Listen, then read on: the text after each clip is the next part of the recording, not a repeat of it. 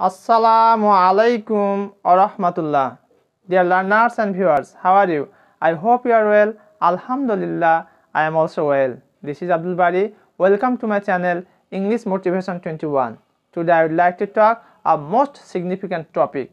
The topic name is how to solve synonym and antonym. Let's get started and enjoy the class. How to solve synonym and antonym. আজকে আমি তোমাদের এই সামনে যে বিষয়টি নিয়ে কথা বলবো সেটি তোমরা ইতিমধ্যে দেখতে পাচ্ছ, সিনোনিম এবং অ্যান্টোনিম নিয়ে। আমি দুটি ইফেক্টিভ টিপস নিয়ে কথা বলবো, যে দুটি ইফেক্টিভ টিপস তুমি না জানলে হয়তোবা পরীক্ষায় তুমি মিস করবে জানা সত্ত্বেও। তো সেই দুটি টিপস আমরা অবশ্যই গুরুত্ব সহকারে জানবো। আর আজকের যে ক্লাসটি, এটি কাদের জন্য প্রযোজ্য? এই ক্লাসটি তাদের জন্য প্রযোজ্য যারা এইচএসসি সেকেন্ড ইয়ার অর্থাৎ এইচএসসি পরীক্ষা দিবে। That means who will seat for HSC exam, BCS, bank jobs and many other competitive exams. এই সমস্ত ভাই বোনদের জন্য আজকের এই বিষয়টি খুবই ইফেক্টিভ। তো চলো আমরা দেরি না করে দুটি ইফেক্টিভ টিপস কি সেটি জানবো। এবং আজকে আমি তোমাদের দুটি বোর্ড, রাজশাহী বোর্ড 2016 এবং দিনাজপুর বোর্ড 2016, মূলত এই দুটি বিষয় নিয়ে কথা বলবো এইচএসসি, আর পাশাপাশি কিছু গুরুত্বপূর্ণ টিপস নিয়ে কথা বলবো। তো এখানে একটা বিষয় দেখো, কোশ্চেন নাম্বার 11 মার্কস ছিল তোমার 0.5 × 10 = 5, অর্থাৎ যারা তোমার 2019 সাল পর্যন্ত এর আগে যারা পরীক্ষার্থী ছিল তাদের জন্য এইভাবে মার্কসটি ছিল কোশ্চেন নাম্বার 11-এ। কিন্তু শর্ট সিলেবাস কোশ্চেন নাম্বার 8 থাকবে, মার্কস থাকবে তোমার 7, গ্যাপ থাকবে 14। দ্যাট মিনস 14টি গ্যাপ থাকবে, মার্কস থাকবে 7, প্রত্যেকটার জন্য মার্কস থাকবে 0.5 করে। এবার আসা যাক, তোমাকে প্রশ্নটি এইচএসসি পরীক্ষার্থীর জন্য কিভাবে দেওয়া হবে। এখানে একটা প্যাসেজ দিবে, তারা পরীক্ষক একটা প্যাসেজ দিবেন। এই প্যাসেজে তোমার 14টি জায়গাতে তার ব্র্যাকেট ক্লোজ করে রাখবে এবং নিচে বলে দেবে যে এটা সিনোনিম কী হবে, এটা অ্যান্টোনিম কী হবে। অর্থাৎ তোমার শর্ট সিলেবাসের পূর্ব পর্যন্ত যে জিনিসটি ছিল সেটি ছিল তোমার 5টি সিনোনিম, 5টি অ্যান্টোনিম। কিন্তু তোমার শর্ট সিলেবাসে যে কাজটি হবে, 7টি থাকবে সিনোনিম আর 7টি থাকবে অ্যান্টোনিম। টোটাল হচ্ছে মার্কস 7, প্রত্যেকটার জন্য মার্কস থাকবে 0.5 করে। আর এই প্যাসেজটির অর্থ বোঝা খুবই জরুরি। কেন? সেখান থেকেই তোমাকে দেওয়া হয়েছে সিনোনিম এবং অ্যান্টোনিম। দ্যাট মিনস সেই শব্দটি প্যাসেজে কী হিসেবে ব্যবহার হয়েছে, তুমি যদি সেটা না বুঝতে পারো তাহলে তুমি ভুল করবে। আমি এখন তোমাদের দেখাবো দুটি ইফেক্টিভ টিপসের কথা বলেছি, সেই দুটো ইফেক্টিভ টিপস কি একটু মনোযোগ দিয়ে খেয়াল করো। ধরে নাও এই বাক্যটি একটা প্যাসেজে দেওয়া আছে, সেই প্যাসেজ থেকে আমি বাক্যটি উঠিয়ে নিয়ে আসছি। যেমন রহিম ইজ দ্য টলেস্ট বয়। রহিম হচ্ছে সবচেয়ে বড় বালক। টল, টলার, টলেস্ট। তাহলে কয় নম্বর ফর্মে আছে বলো তো দেখি? এটি 3 নম্বর ফর্মে আছে, পজিটিভ, কম্পারেটিভ, সুপারলেটিভ। তো যে দুটা টিপ জানতে হবে, প্রথমটি হচ্ছে তোমার বাক্যে কিভাবে সেটি ব্যবহার হয়েছে, কোন অর্থে প্রয়োগ হয়েছে, আরেকটি হচ্ছে কোন পার্টস অফ স্পিচে আছে, অর্থাৎ কোন পদে আছে, সেটা আমাকে জানতে হবে। তাহলে দেখো তো, রহিম ইজ দ্য টলেস্ট বয়, এখানে বাক্যের অর্থ হচ্ছে বড়। কেমন বড়? নর্মাল বড়, না অধিকতর বড়, না সবচেয়ে বড়? অবশ্যই এখানে সুপারটি ডিগ্রি দেওয়া আছে, এটার অর্থ হচ্ছে সবচেয়ে বড়। তাহলে টলেস্ট এটা সবচেয়ে বড়। তাহলে আমার কাছে চেয়েছে অ্যান্টোনিম, তাহলে বিপরীত ধর্ম কি, বিপরীত শব্দটি হবে স্মল, না স্মলার, না স্মলেস্ট? অবশ্যই স্মলেস্ট হবে। কেন? এটা হচ্ছে তোমার সুপারটি ডিগ্রি, এটাও সুপারটি ডিগ্রি করতে হবে। তাহলে এটা কি হবে? স্মলেস্ট। বুঝতে পারছো বন্ধুরা? তাহলে দুটি বিষয় খেয়াল করবো, যে বাক্যে কোন অর্থে ব্যবহার হয়েছে এবং কোন পার্টস অফ স্পিচে আছে। এই দুটি বিষয় খেয়াল করে আমরা উত্তর করি।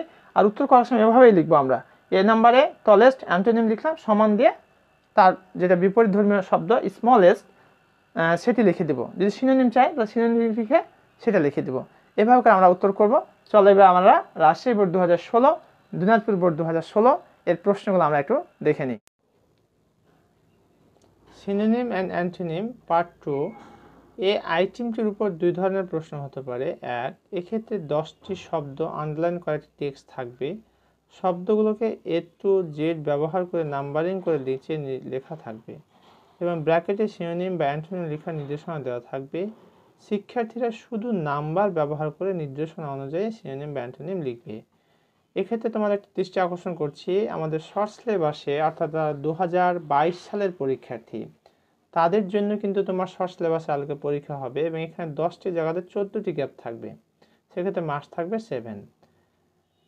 বিকল্প প্রশ্ন তারা দিতে পারে, তবে নর্মালি আসার সম্ভাবনা খুবই কম, তবে ধারণা রাখো বিকল্প প্রশ্ন থাকতে পারে। এক্ষেত্রে প্রশ্ন প্রণয়নকারী টেক্সটটি থেকে 5টি শব্দ নির্বাচন করে ব্র্যাকেটে নির্দেশনা দিবেন। শিক্ষার্থীরা নির্দেশনা অনুযায়ী সিনোনিম বা অ্যান্টোনিম ব্যবহার করে 5টি বাক্য তৈরি করবে। প্রতিটি সঠিক উত্তরের জন্য মার্কস থাকবে 1, তবে এখানে 7 হবে আর কি। সিনোনিম সমার্থক শব্দ বা প্রতিশব্দ। সিনোনিম হলো একটি শব্দের সমার্থক আরেকটি শব্দ। Synonym is a word which similar in meaning to another word.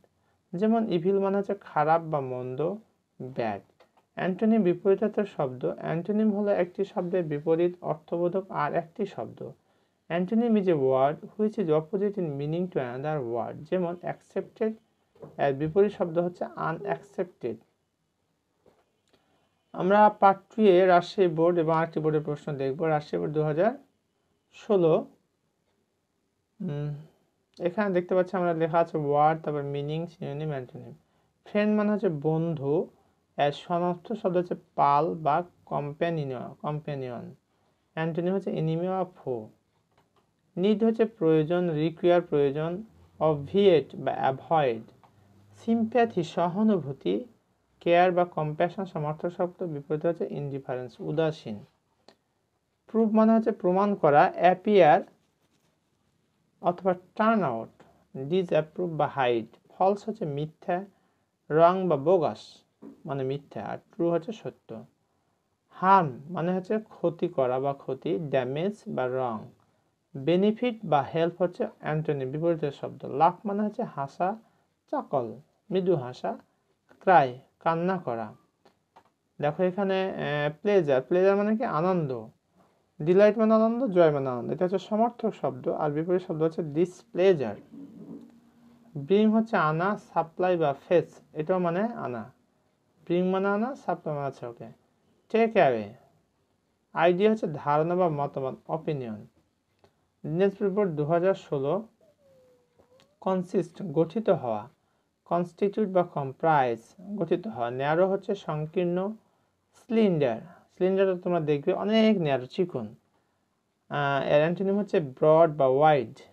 Include অন্তর্ভুক্ত, ইনক্লুড মানে হচ্ছে অন্তর্ভুক্ত। ইনভলভ করার সময় না আমার, পারবো না বাবু। ইনক্লুড অন্তর্ভুক্ত, এখানে অন্তর্ভুক্ত স্পেলিং রং আছে, ওয়াদ নয়টায় যুক্ত হবে, একটু খেয়াল করবো আমরা। ইনভলভ আর অ্যাড, এটা টাইপিং এর ক্ষেত্রে একটু সমস্যা হয়েছে। ইনক্লুড অন্তর্ভুক্ত, ইনভলভ অ্যাড এক্সক্লুড বাদ দেওয়া। অ্যাকুয়াটিক জলজ, অ্যাকুয়াটিক মানে জলজ, ওয়াটারি। সাকসেসফুল মানে হচ্ছে সফল, প্রসপারাস। আনসাকসেসফুল হচ্ছে বিপরীতের শব্দ। ব্রড মানে চওড়া বা প্রশস্ত, ব্রড মানে চওড়া বা প্রশস্ত। ওয়াইড স্পেসাস। ন্যারো হচ্ছে সংকীর্ণ, হ্যাবিটেট বাসস্থান। অ্যাকোমোডেশন বা রেসিডেন্স হচ্ছে বাসস্থান, সমর্থক শব্দ। এইচ নাম্বার হচ্ছে ইনকনসপিকুয়াস, অস্পষ্ট, সহজে চোখে পড়ে না, সহজে চোখে পড়ে না। আননোন বা আননোটিসেবল।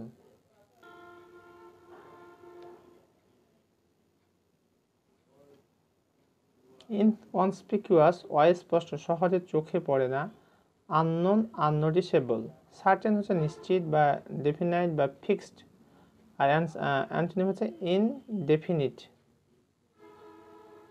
যে নাম্বার হচ্ছে এমপ্লয়েড, কাজে লাগানো হয়েছিল। কাল্টিভেটেড বা ইউজড, আনএমপ্লয়েড। এতক্ষণ পর্যন্ত দুটি বোর্ডের সমর্থক মানে যা চেয়েছে, কখনো সিনোনিম কখনো অ্যান্টোনিম, তার আমরা বিস্তারিত দেখলাম।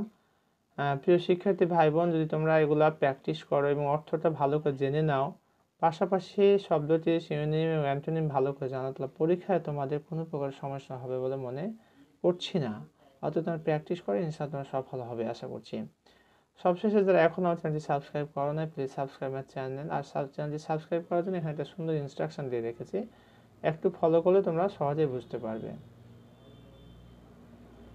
এতক্ষণ পর্যন্ত সাথে থাকার জন্য তোমাদেরকে অসংখ্য ধন্যবাদ। আশা করছি পরবর্তী ভিডিও তোমাদের আমি পাবো। ধন্যবাদ সবাইকে। আসসালামু আলাইকুম ওয়া রাহমাতুল্লাহ।